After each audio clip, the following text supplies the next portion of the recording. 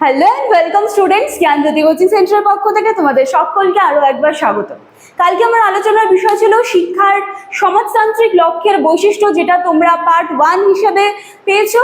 আজকে আমার আলোচনার বিষয় হচ্ছে শিক্ষার সমাজতান্ত্রিক লক্ষ্যের বৈশিষ্ট্য পার্ট 2। তার মানে যেটা পার্ট 1 এর ক্লাস ছিল সেখানে আমি 8টা পয়েন্ট নিয়ে এসেছিলাম, এবং আজকে পার্ট 2 এর ক্লাস, সেখানেও কিন্তু আমি বাকি 8টা পয়েন্ট মানে 16টা পয়েন্ট কিন্তু আজকে আমার কমপ্লিট হয়ে যাচ্ছে। এবং এর সাথে সাথেই তোমাদের শিক্ষার ব্যক্তিতান্ত্রিক লক্ষ্য এবং শিক্ষার সমাজতান্ত্রিক লক্ষ্যটাও কিন্তু কমপ্লিট হয়ে যাচ্ছে। তাহলে আলোচনায় যাওয়ার আগে বা আজকের ক্লাসটা শুরু করার আগে আমি একটু বলে দিতে চাই, তোমরা যদি আমাদের জ্ঞানজ্যোতি কোচিং সেন্টারের সাথে যুক্ত হতে চাও বা আমাদের সেন্টারে আরো যারা স্যার ম্যামরা রয়েছেন তাদের কাছে যদি পড়তে চাও, তার জন্য তোমাদের সকলকে ওয়েলকাম। তোমরা এখানে কর্নারে যে দুটো নাম্বার দেখতে পাচ্ছ, এই দুটি নাম্বারের মধ্যে যে কোনো একটি নাম্বারে কল করে নিলেই কিন্তু তোমরা জ্ঞানজ্যোতি কোচিং সেন্টারের সাথে সরাসরি যুক্ত হয়ে যেতে পারছো। এই নাম্বার দুটি হলে আমাদের জ্ঞানজ্যোতি কোচিং সেন্টারের অফিসিয়াল হেল্পলাইন নাম্বার। এই দুটি নাম্বারের মধ্যে যে কোনো একটি নাম্বারে কল করে তোমরা তোমাদের যা যাবতীয় কোয়ারিজ আছে, যা কনফিউশন আছে, ধরো যে সাবজেক্ট নিয়ে কিছু কনফিউশন থাকতে পারে, এছাড়া কোর্স ফি তোমাদের সকলেরই জানার একটা প্রয়োজন, তো সমস্তটাই কিন্তু তোমরা এখানে ফুলফিল করে নিতে পারবে। চলো কথা না বাড়িয়ে আজকের আমি আলোচনার বিষয়টা আমি শুরু করছি। আশা করছি আমি বোর্ডে যেটা লিখেছি তোমরা সেটা দেখতে পাচ্ছ।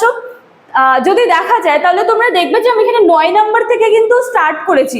আমি আর 1-2 করলাম না, কালকে যেহেতু 8-এ ছেড়েছি তো আজকে 9 থেকে এখানে কমপ্লিট করছি। ঠিক আছে, বা স্টার্ট করছি। চলো, সবার প্রথমে রয়েছে সমাজতত্ত্বের সমর্থন। এখানে বলা হয়েছে যে শিক্ষা সমাজতান্ত্রিক লক্ষ্য সমাজতত্ত্বের সমর্থন যেমন আদায় করে, তেমনি সমাজতত্ত্ব সেভাবে সমাজের অগ্রগতির কথা কিন্তু বলে। কি কি উপায়ে সমাজকে সবার আগে রাখা যাবে, কি কি উপায়ে সমাজের উন্নয়ন হবে, এই সমস্ত কিছুর কিন্তু সমর্থনের কথা বলা হয়েছে বা সমস্ত কিছুকে অগ্রাধিকার দেওয়ার কথা বলা হয়েছে। পরবর্তী পয়েন্ট হচ্ছে পাঠ্যক্রম।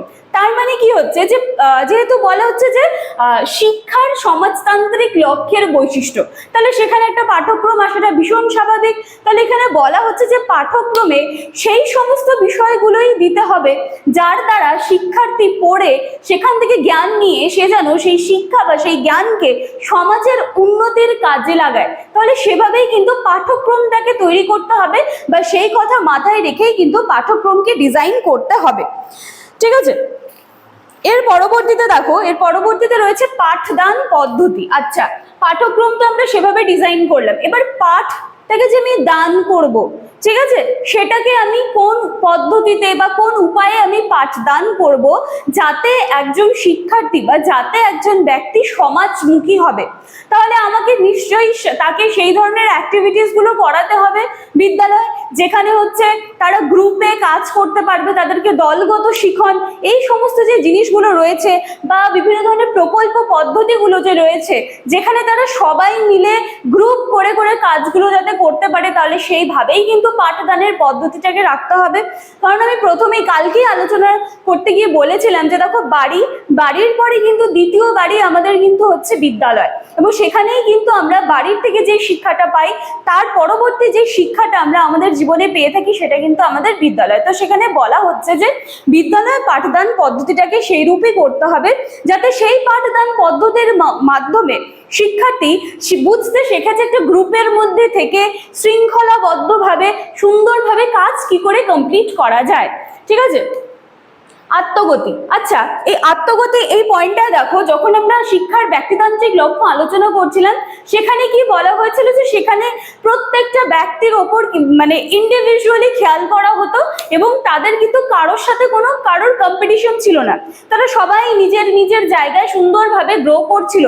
কিন্তু এখানে যেহেতু সমাজের কথাটা আসছে, মানে একটা গ্রুপের কথা আসছে, তাহলে এখানে কিন্তু ইন্ডিভিজুয়ালি কাউকে সেভাবে লক্ষ্য রাখাটা খুব মানে পসিবল হয়ে ওঠে না, যেহেতু এটা সমাজ, একটা গ্রুপের কথা বলা হয়েছে।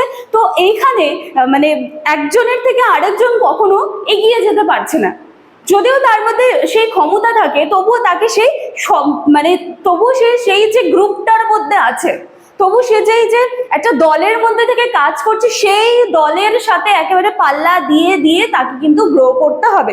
সেখানে সে নিজের কোনো কমফর্ট জোন বা নিজের কোনো সেইভাবে স্পেস পাচ্ছে না যে নিজেকে পার্সোনালি গ্রো করার, ঠিক আছে। সেখানটায় কি হচ্ছে, সেহেতু সে একটা দলে কাজ করছে বা যেহেতু সে একটা কি বলবো গোষ্ঠীবদ্ধভাবে আছে, তো সেখানে কিন্তু তার গতিটা সেই গোষ্ঠীর প্রত্যেকে যারা রয়েছে তাদের যেভাবে তারা গ্রো করবে সেই স্পিডটাকে ধরে ধরে কিন্তু সে এগিয়ে যাবে বা গ্রো করবে, ঠিক আছে। এরপরে রয়েছে শৃঙ্খলা। এটা তো মোস্ট ইম্পর্টেন্ট। সমাজে থাকতে গেলে আমাদের সব থেকে গুরুত্বপূর্ণ কি, শৃঙ্খলা। সুন্দরভাবে আমাদেরকে সমাজে থাকতে হবে এবং আমরা সেই ধরনের শিক্ষাই গ্রহণ করব বা শিক্ষা সেই সমস্ত জিনিসই দেওয়া হবে যেখান থেকে আমরা শিখতে পারবো যে সুন্দরভাবে সুশৃঙ্খল হয়ে আমরা কিভাবে একটা সমাজে বসবাস করতে পারি। শুধু সমাজে বসবাসই না, সেই সমাজটাকে কিন্তু আরো উন্নততর জায়গায় যাতে নিয়ে যেতে পারি। এরপরে রয়েছে শিক্ষক মহাশয়।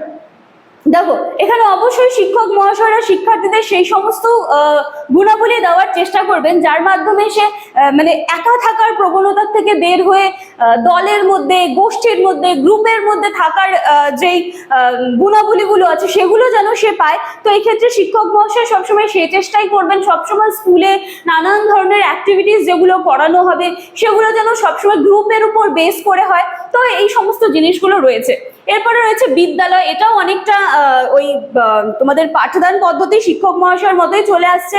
দেখো, বিদ্যালয়ে গিয়ে কিন্তু আমরা কখনো একা থাকি না, ঠিক আছে। সেটা টিফিন বলো বা একসাথে বসে পড়াশুনো করছি, কখনো কি কেউ একা বসে থাকে না। এবার যখন মনে করো একটা বেঞ্চ শেয়ার করছি, 4-5 স্টুডেন্ট মিলে একটা বেঞ্চ শেয়ার করছি, তো সেই যে আমি শুধু বেঞ্চটা শেয়ার করছি না, কিন্তু তার সাথে সাথে কিন্তু আমি অন্যদের সাথে কিভাবে ওঠা বসা করব, কিভাবে মিলেমিশে একসাথে বসবো, আমার পেন নেই, অন্য কেউ আমাকে একটা পেন দিয়ে হেল্প করছে, বা টিফিনের সময় আমরা টিফিন শেয়ার করছি।